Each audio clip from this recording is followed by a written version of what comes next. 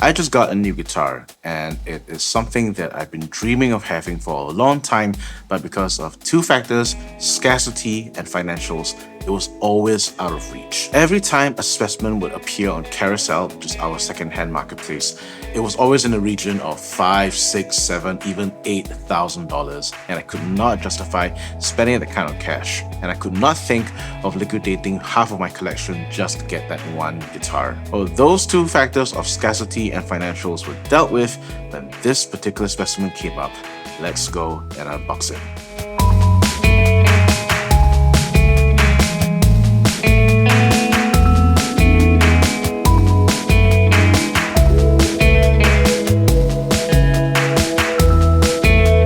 This is a Gretsch White Penguin. Functionally, it is exactly the same like a duo jet in terms of its shape, its ergonomics, its overall design, but with a few notable aesthetic exceptions. The giant penguin headstock, all gold hardware, which is slowly tarnishing. That's one of the things about Gretsch guitars.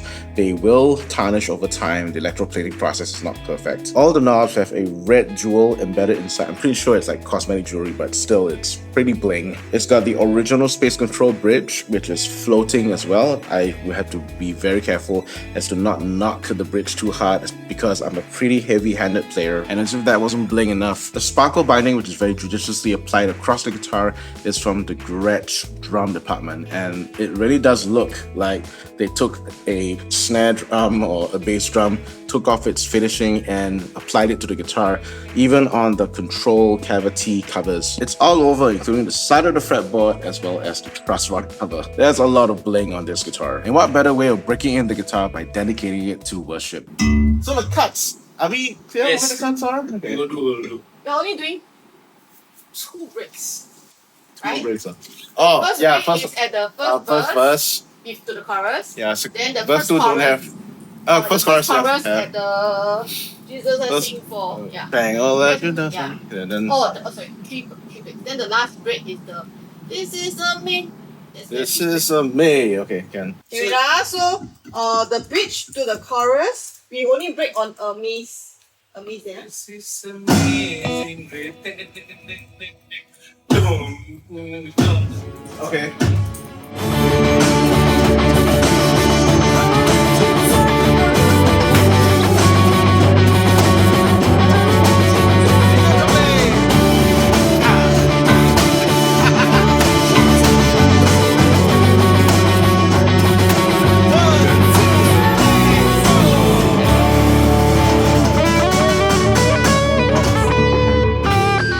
It felt surreal walking into city music, not as part of the crowd this time, but standing in front of it. I remember being there as a beginner, trying out guitars, amps and pedals, just soaking everything in. You'd strike up conversations with other musicians browsing the shop, or even with the staff, people who had already mastered their craft and were always willing to share. Moments like those stayed with me.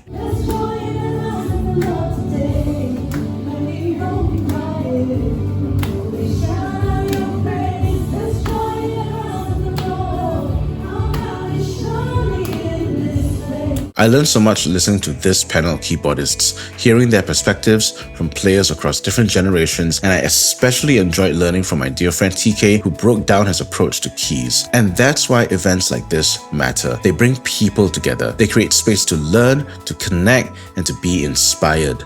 I really hope city music continues to host more of these, because moments like these shape the next generation of musicians just like they once did for me.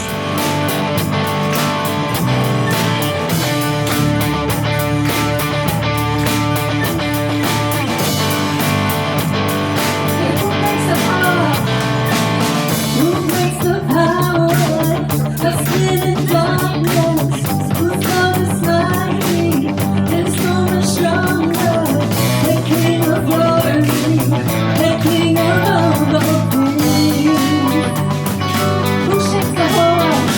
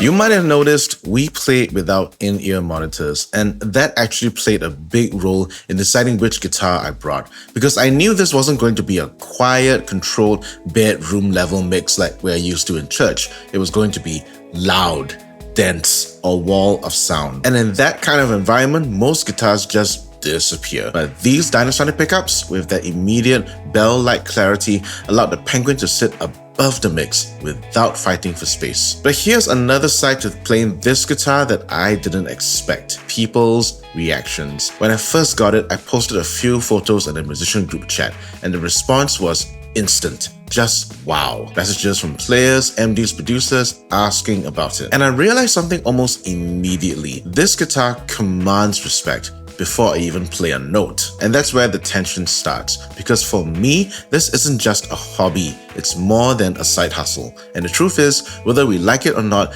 credibility in this kind of creative space is a kind of currency. To get the gigs you want, to be trusted quickly, to lead effectively the moment you walk into a room, you have to understand how the game works. And part of that game is visual authority. Gear matters, not just sonically, but psychologically. If you walk into a session with beginner gear, you spend the first 20 minutes proving yourself. I've lived that in live venues and recording sessions. It's frustrating, but it's real. But if you walk in holding something like this, most people won't say a thing, but some people treat you differently. I felt that at this event. The sound engineer actually came up to me really respectfully and asked if someone else could strum a few chords on my guitar for sound check, since I was going to be in the green room. And I've had the opposite happen before. Same situation, different guitar. No asking, no hesitation. They just picked it up and played. And those moments stay with you. So yes, I'm conflicted about this idea of visual authority. Because on one hand, I want my playing, my ideas, and my work ethic to speak for themselves. I don't want respect to come from what I'm holding. But on the other hand, ignoring how perception works, that's just naive. If a tool gives you an advantage in your career, is it wrong to use it? Is it manipulation? Or is it just wisdom?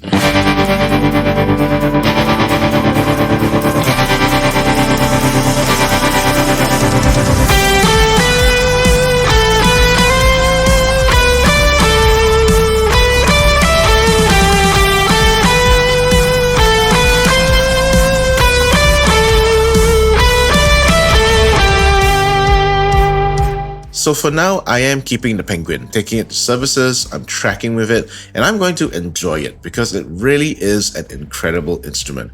But I'm also going to stay aware of why it changes the room. because that matters too. And I'm curious where you land on this. If you gig regularly, lead teams, or work in production, do you feel like gear changes how people treat you? Do you feel like you have to play the game to stay relevant? Let me know in the comments. And if you're not subscribed yet, it really helps the channel. I've got another video coming right up, comparing guitars across different price points from Gretsch's solid body all the way to the semi-hollow. I'll see you there.